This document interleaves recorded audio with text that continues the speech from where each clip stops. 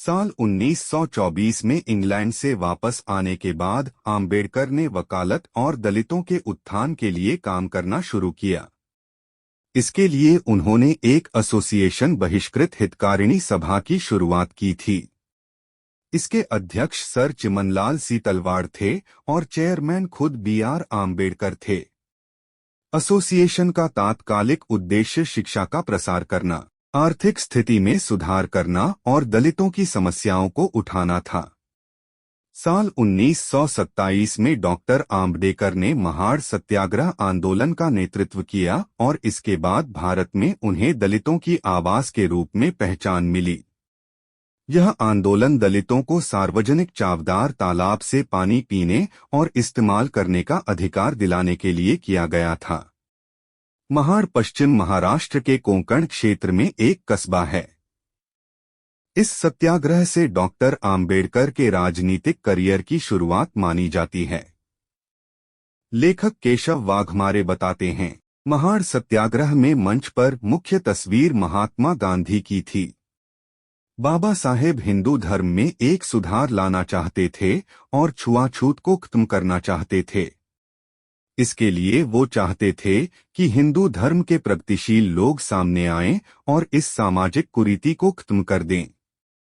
केशव वाघमारे का कहना है कि आम्बेडकर, गांधी और कांग्रेस के बीच प्यार और नफरत के रिश्ते थे। आम्बेडकर अछूतों के लिए काम कर रहे थे और उस दौरान गांधी भी इस वर्ग की आवाज उठा रहे थे, लेकिन दोनों के काम करने के अपने तरीके थे। आम्बेडकर को गोलमेज सम्मेलन के लिए आमंत्रित किया गया था। गांधी सालों से दलितों के लिए काम कर रहे थे और अब आम्बेडकर इस विमर्श के केंद्र में आ गए थे। 14 अगस्त 1931 को मुंबई के मणि भवन में दोनों के बीच पहली बैठक तय हुई। यह मुलाकात काफी दिलचस्प थी। आम्बेडकर ने आरोप लगाते हुए कहा कि कांग्रेस की दलितों के प्रति सहानुभूति औपचारिकता भर है। महात्मा गांधी ने आम्बेडकर को शांत करने की कोशिश की और उन्हें मातृभूमि के संघर्ष में एक महान देशभक्त बताया। आम्बेडकर ने इस पर जवाब दिया, गांधी जी, मेरी कोई मातृभूमि नहीं है। कोई भी स्वाभिमानी अछूत इस भूमि पर गर्व नहीं कर सकता, जहां उसके साथ बिल्लियों और कुत्तों से भी बदतर व्यवहार किया जाता है। दोनों के बीच इस बातचीत का जिक्र शशि थरूर की किताब आम्बेडकर अ लाइफ में मिलता है। साल 1932 में दूसरे गोलमेज सम्मेलन के बाद ब्रिटिश हुकूमत द्वारा दलितों, मुसलमानों, सिखों, भारतीय ईसाइयों और अन्य लोगों के लिए अलग अलग निर्वाचन क्षेत्रों की घोषणा की गई थी।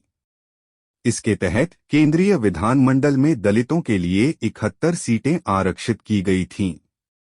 इन निर्वाचन क्षेत्रों में दलित उम्मीदवार और केवल दलितों को ही वोट देने का अधिकार था। गांधी को यह बिल्कुल पसंद नहीं आया था। इसके खिलाफ सितंबर 1932 में गांधी ने पुणे की यरवदा जेल में अपना अनशन शुरू किया और देश में तनाव का माहौल बन गया। आम्बेडकर ने कहा था, मैं चर्चा के लिए तैयार हूं, लेकिन गांधी जी को कोई नया प्रस्ताव लेकर आना चाहिए। 22 सितंबर को आम्बेडकर गांधी से मिलने यरवदा जेल गए। आम्बेडकर ने कहा कि आप हमारे साथ अन्याय कर रहे हैं।